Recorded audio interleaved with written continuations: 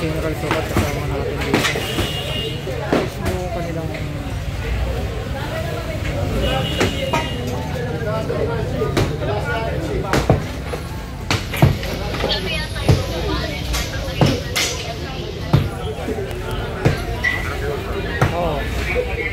barangay hall. Barangay 647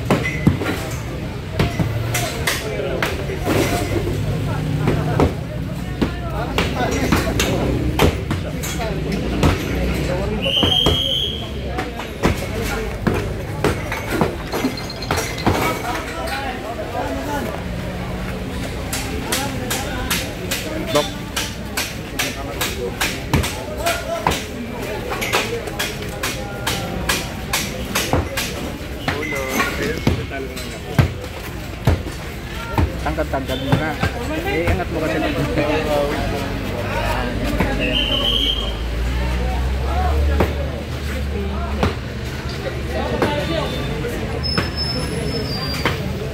ito na si General Yabagis 495. Albi talaga ni Yabagis.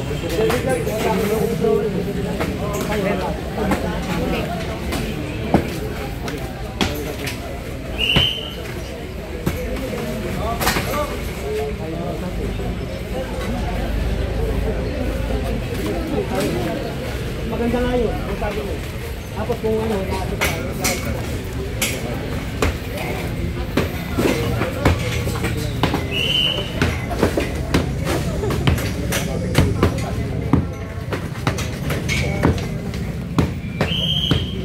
Barangay 647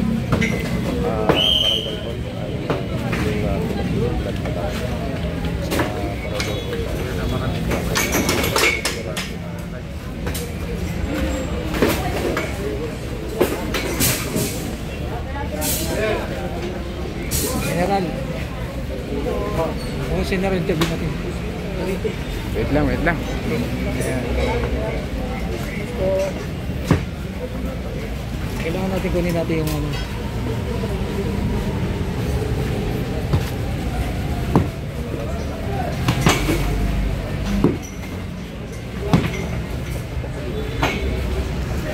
So, kung sino rin ko C1 yun.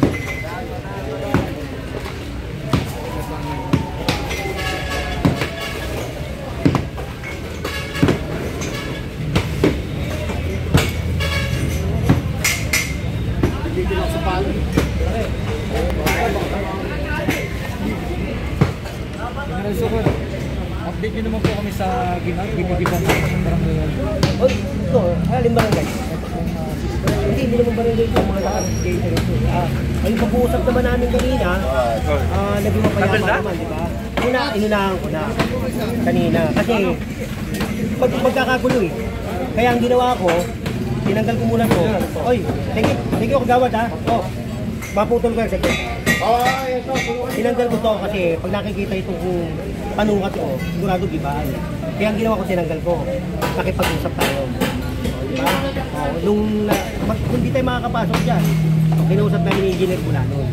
Diba? So ngayon, eto, nung nagkausap kami, naging mabait yung chairman, mabait. Tsaka isa lang ang command, isa lang. Walang ayaw niya may nagsasalita. O kaya kinausap namin ni Engineer Bulanon, o nagkasundo kami, o mag-i-start kami, at mag-self-demolish sila. Pero yung grupo lang muna namin napapasok dahil yun ang uso. Diba? Para maging mapayapa. Diba? Maging maayos. So naging gano'n naman, maayos naman, diba? Walang nasaktan, walang gulo. Di mas maganda, diba? Dapat gati ganyan. Hindi yung katulad sa may barangay 8. Diba, daming magandang doon, daming magagaling. O yun, lalo ko na bullshit. O yun, diba? Diba? Ito kaya naman natin sa pakiusapan. Kaya naman sa magandang usapan. Diba? Di walang gulo. Diba? Mapayapa o. Doon pala kanina magkakagulo eh.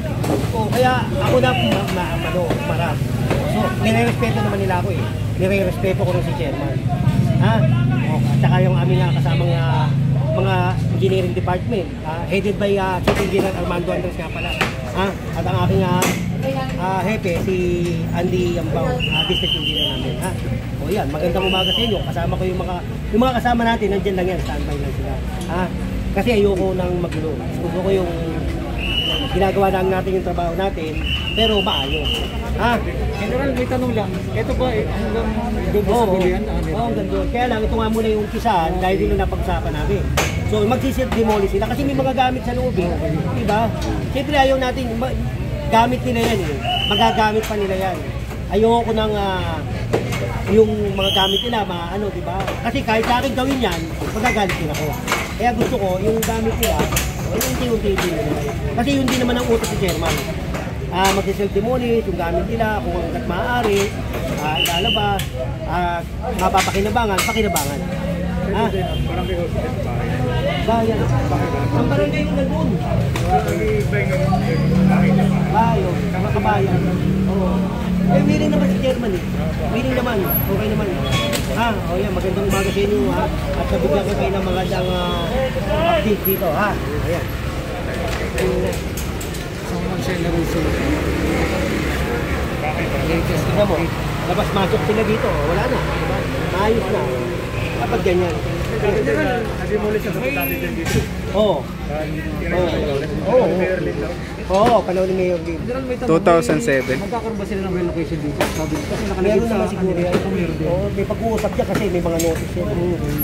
Meron yan. At least meron sila. Padala tayo ng DSWD kung kailangan ng tulong. Diba? May mga bata dyan, may mga... O yan. Yun. Thank you, Neruso. Gracias. Kasama natin.